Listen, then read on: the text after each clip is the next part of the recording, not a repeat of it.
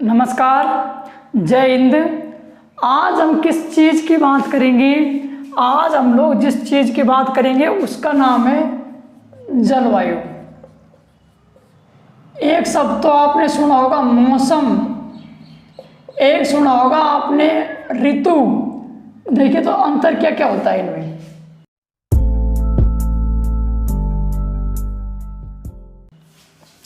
मौसम क्या है? जो कुछ समय के लिए खराब हो उसे मौसम कहते हैं। एक बार पूछा था मौसम शब्द की उत्पत्ति कहाँ से हुई? ध्यान रखना, अरबी भाषा से हुई है इसकी उत्पत्ति।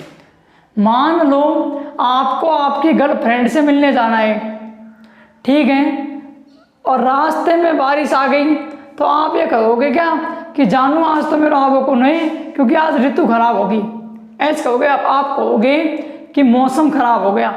तो जो 2 घंटे 3 घंटे या 1 दिन के लिए खराब होता है वो क्या होता है? मौसम। ऋतु थोड़ी सी उससे लंबी होती है।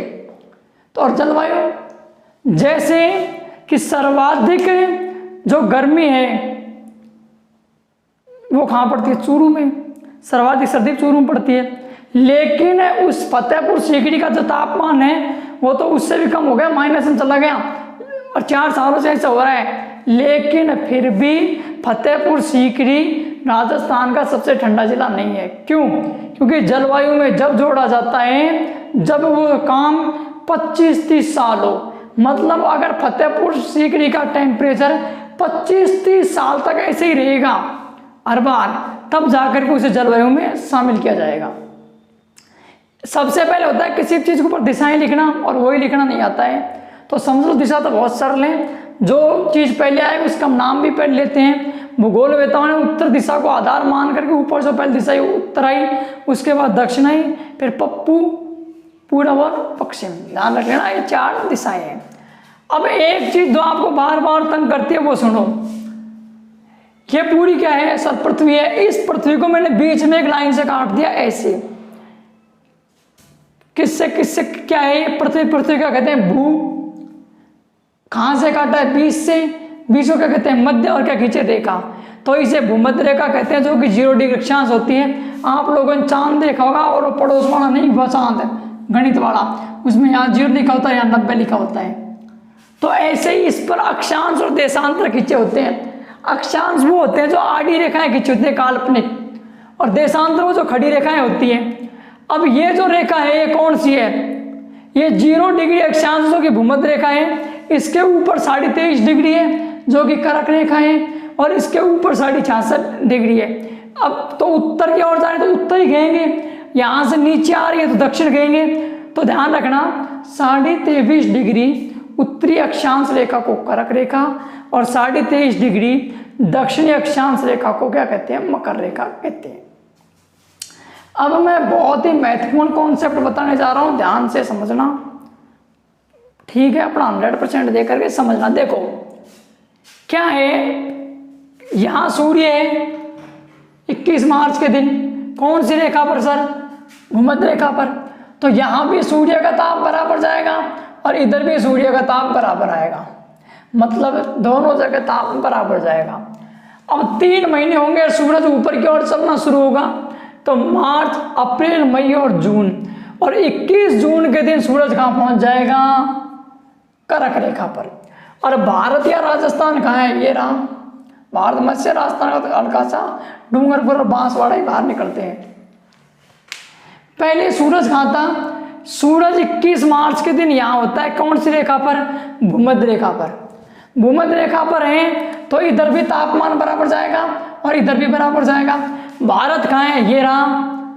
तो क्योंकि किस रेखा पे आ गया? 23.5 डिग्री पे, कर्क पे। कर्क और मकर ध्यान नहीं रखे तो ऐसे ध्यान रखना, 23.5 ऊपर है, 23.5 नीचे है। तो 23.5 उत्तरी अक्षांश को तो कर्क कहते हैं, 23.5 दक्षिणी अक्षांश को मकर कहते हैं, ठीक? तो सूर्य क्यों आप पहले मार्च में कहाँ है? भूमध्य रेखा पर। तो इधर भी बराबर ताप आ रहा है, इधर भी बराबर ताप आ रहा है। तो 21 मार्च को हमारे यहाँ न तो गर्मी होती है न सर्दी होती है, बीच वाला माहौल होता है। अब 3 महीने धीरे सूरज ऊपर चढ़ेगा, अप्रैल, मई और जून में सूरज आ गया है कर्क रेखा पर। अब कर्क रेखा पर आ गया तो सीधा हमारी सुध में आ गया। अब राजस्थान में और भारत में, पूरे भारत में अब भयंकर गर्मी पड़ेगी, पड़ रही है ना। तो ये अब इसमें क्या पड़ेगी, भयंकर गर्मियाँ पड़ेगी। सूरज ऊपर गया, अब सूरज 3 महीने बाद फिर नीचे की ओर आना शुरू होगा। जून, जुलाई, अगस्त और सितंबर, और 23 सितंबर को वापस सूर्य कौन सी रेखा पर आ जाएगा, भूमध्य रेखा पर। अब फिर वही, क्योंकि यहाँ सूरज है तो यहाँ भी ताप बराबर, यहाँ भी बराबर, और सितंबर में फिर वही टाइम आ जाता है जब न तो हमारे यहाँ गर्मी पड़ती है ना हमारे यहाँ सर्दी पड़ती है, वही बीच वाली स्थिति हो जाती है। उसके बाद अब सूर्य नीचे की ओर आना शुरू होगा सितंबर, अक्टूबर, नवंबर और दिसंबर। और दिसंबर में सूर्य कौन सी रेखा पर आ जाएगा, इस रेखा पर आ जाएगा जिसका नाम क्या है, मकर रेखा। अब यहाँ सूर्य आ गया तो यहाँ तो ताप बराबर आ रहा है, लेकिन यहाँ पूरा नहीं पहुँच पाएगा, यही रह जाएगा। तो अब हमारे यहाँ क्या होगा, अब हमारे यहाँ दिसंबर आ गया तो भयंकर सर्दियाँ पड़ेंगी। क्यों, क्योंकि सूर्य किरणें नहीं पहुँच पा रही है, सूरज जो है वो दक्षिणी गोलार्ध में चला गया है। ठीक, वापस फिर सूर्य ऊपर दिसंबर, जनवरी, फरवरी, मार्च से वापस सूर्य कहाँ जा गई है, और ये प्रोसेस चलती रहती है। अब मैं एक प्रश्न पूछता हूँ जो एसएससी ने पूछा है, वो बताना कि अब देखो बड़ा छोटा दिन रटने की कोई जरूरत नहीं है। मुझे ये बताओ, अब सूरज यहाँ है कर्क रेखा पर, अब हमारे दिन बड़े होंगे छोटे होंगे, सर बड़े होंगे, इसलिए ध्यान रखना 21 जून सबसे बड़ा दिन होता है। दिन तो बड़ा होगा लेकिन यहाँ रात छोटी हो जाएगी, अब तो रात बड़ी खाओगी। अब यहाँ जो देश है ऑस्ट्रेलिया उन पर रात बड़ी होनी शुरू हो जाएगी। जब सूरज यहाँ आ जाएगा 22 दिसंबर को, तो अपन तो दूर हो गए, अब अपने यहाँ क्या हो जाएंगी, रात तो हो जाएंगी, दिन तो हो जाएगा छोटा और रात क्या होने लग जाएंगी, बड़ी। तो ये ऐसे होता है। तो देखो मार्च से और सितंबर तक कौन सी ऋतु, ग्रीष्म ऋतु, कौन सी ऋतु, ग्रीष्म ऋतु, मतलब गर्मी पड़ती है। फिर सितंबर से लास्ट जून आते आते कौन सी जाती है, बसंत, जड़ार बसंत काम बोल लेते हैं। फिर क्या आती है, दिसंबर तक सर्द ऋतु आती है, अड़को झाड़ो पड़े से, और दिसंबर के बाद फिर मार्च तक क्या पड़ती है, भयंकर सर्दी पड़ती है, जिसे क्या कहते हैं, शीत ऋतु। तो कोई रटने वाली चीज नहीं है, सीधा सीधा याद रखना। 23.5 डिग्री उत्तरी अक्षांश कर्क के कबूतर पहले आता है, हमने पहले रख दिया। 23.5 डिग्री दक्षिण अक्षांश मकर रेखा, बीच वाली रेखा है भूमध्य रेखा। क्यों, क्योंकि भू यानी धरती, मध्य यानी बीच से काटने वाली रेखा, पूरी धरती को 2 भागों में काट रही, कौन सी रेखा, भूमध्य रेखा। इस पर सूर्य होगा तो ना गर्मी पड़ेगी ना सर्दी पड़ेगी। कर्क पे आएगा तो हमारे गर्मी पड़ेगी, और मकर पे आएगा तो हमारी सर्दी पड़ेगी। इतने ही रटना है। अब देखिए कैसे बरसात का सिस्टम क्या है, कैसे है, शीतबंध कैसे बांटते हैं। शीतबंध हमने ऐसे बांट लिया, जो बीच की रेखा है ये कौन सी है, ये भूमध्य रेखा है। अब देखो सूरज जैसे यहाँ है, किस पर, भूमध्य रेखा पर, यहाँ सूर्य है। अब यहाँ सूर्य है तो 23.5 डिग्री यहाँ तक भी सूर्य का ताप पहुँचेगा हाल में, हाँ पहुँचेगा सर, और यहाँ भी सूर्य का ताप बराबर आएगा। तो ध्यान रखना 23.5 डिग्री उत्तरी अक्षांश और 23.5 डिग्री दक्षिण अक्षांश, इनके बीच का जो क्षेत्र है वो उष्ण कटिबंध क्षेत्र, मतलब यहाँ गर्मी पड़ती है, तो ये हो गया उष्ण कटिबंध। अब यहाँ है सूर्य तो यहाँ तो कम ही पहुँचेगा ताप, तो यहाँ ना तो सर्दी होगी और ना गर्मी होगी, बीच वाली स्थिति होगी, तो उसे कहते हैं ना उष्ण और ना शीतोष्ण, ना तो गर्मी है ना सर्दी है, तो इसे कहते हैं उष्ण शीतोष्ण कटिबंध। यहाँ भी वही है 23.5 डिग्री दक्षिण अक्षांश से नीचे, तो यहाँ क्या है, यहाँ ना तो गर्मी है ना सर्दी है, तो ये क्या है, ये भी क्या है, शीतोष्ण, उष्ण शीतोष्ण। अब यहाँ क्या है, यहाँ तो भाई साहब सूर्य किरण आए चाहे मत आए, यहाँ तो हरदम में क्या पड़ती है, सर्दी पड़ती है, 90 डिग्री है तो बर्फ जमी रहती है, अंतिम डिग्री यही है। तो यहाँ कौन सी, यहाँ क्या होगा, यहाँ हमेशा क्या होगा, शीत होगा, तो यहाँ शीतोष्ण होगी। लो, कोई रटने वाली बात नहीं है। SSCGD ने पूछा कि भाई भारत कौन से में आता है, तो भारत तो इस ऐसे है, यहाँ पे ये लो, तो उसने कहा था कि भाई भारत उष्ण, लेकिन कई विद्वान ने कहा भाई कि बीच वाला क्षेत्र ले लो कि यहाँ ना गर्मी पड़े, तो उसने क्या कहा था, उपोष्ण ले लो। लेकिन फिर SSC ने माना कि भाई गर्मी हो चाहे सर्दी हो, लेकिन भारत में हमेशा गर्मी पड़ती है लगभग, तो फिर उन्होंने उत्तर क्या माना था, उष्ण कटिबंध ही माना था। ये भी आपको समझ आ गया होगा। 23.5 से 23.5 गर्मी उष्ण, 23.5 से ऊपर वाला ना गर्मी ना सर्दी, मतलब उष्ण शीतोष्ण, ना गर्मी ना सर्दी। इस रेखा कौन, भूमध्य से नीचे वाला जो 23.5 से नीचे वो क्या है, वो उष्ण शीतोष्ण, और उससे नीचे तो सर्दी है। तो ऐसे करके 5 भागों में इसे बांटा गया है। अब ये बात आपके समझ आ गई कि 21 मार्च को सूर्य यहाँ है। अब इसे भारत में समझिए कि सूर्य कैसे है, हवाएं कैसे चलती हैं, कई बार पूछा है। हवाएं हमेशा उच्च दाब से निम्न दाब की ओर चलेंगी।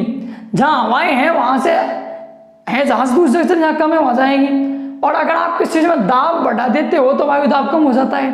ताप बढ़ा दोगे, जैसे मैं आपसे कहूँ सूर्य का बैठ जाओ तुम, तो कहीं गुरुजी भाव वाली बात करो, सूर्य का बैठे जाओ सके, तो फिर हवाओं की क्या हिम्मत, तो सूर्य का अगर टिक जाए तो जहाँ ताप बढ़ाओगे आप तो वायु दाब ऑटोमेटिक कम हो जाएगा।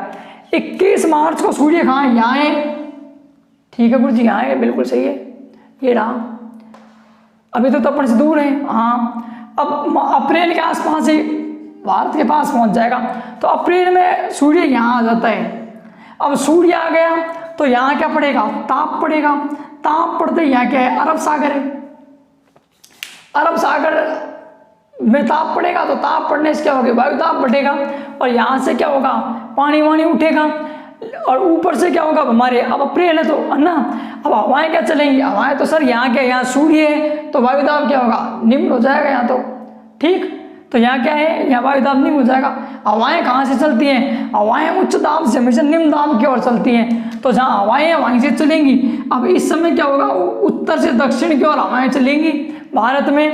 और हमारे राजस्थान आता है, आटम यहीं बढ़ता ही, तो राजस्थान में अप्रैल मई इस समय भयंकर क्या चलेंगी, आंधियाँ चलेंगी। सबसे ज़्यादा आंधियाँ गंगानगर में आती हैं। ठीक है, अब इस समय भयंकर यहाँ क्या चलेंगी, आंधियाँ चलेंगी। यहाँ से पानी वानी उठा करके बादल चलेंगे और अरब सागर से आ रहा है तो जैसे ये बादल आएंगे ये लो, तो यहाँ आने के बाद ये बादल थोड़ी बहुत वर्षा कर देते हैं। तो मार्च में अप्रैल में अपने आम आना शुरू हो जाता है अप्रैल में। तो यहाँ क्या होते हैं, इसे आम्र वर्षा कहा जाता है। यहाँ पे चेरी की भी कहते थे, इसे चेरी वर्षा भी बोलते हैं, चेरी वेरी भी समय आ जाती है तो इसे चेरी वर्षा भी बोला जाता है। हो गई चेरी वर्षा। अब यहाँ से ये कहाँ होता है, कर्नाटका में होता है। ठीक, अब आगे चलेंगे ऐसे करके तो यहाँ करके काल वैसा ही होते हैं, क्योंकि भयंकर तूफान आना शुरू हो जाते हैं। कहाँ, नारवेस्ट छोटा नागपुर के पठार है वहाँ पर। और यहाँ से फिर हवाएं अपना रुख बदल लेती हैं और हवाएं रुख बदलने के कारण इन्हें टी शावर्स कहा जाता है, जो कि चाय की खेती के लिए क्या होती है, लाभदायक होती है। तो ये ध्यान रखना, 2-3 बातें ऐसे ध्यान रखने को। ऐसे हवाएं चल रही है, ऊपर से नीचे की ओर आ रही है। फिर कल हम लोग क्या करेंगे, मानसून को लाएंगे, कैसे मानसून आता है। हवाएं चल रही है वो तो अप्रैल की बात है, बाद में सूरज जब और ऊपर जाएगा तो नेक्स्ट क्लास के अंदर हम उसको समझेंगे। ठीक है, धन्यवाद।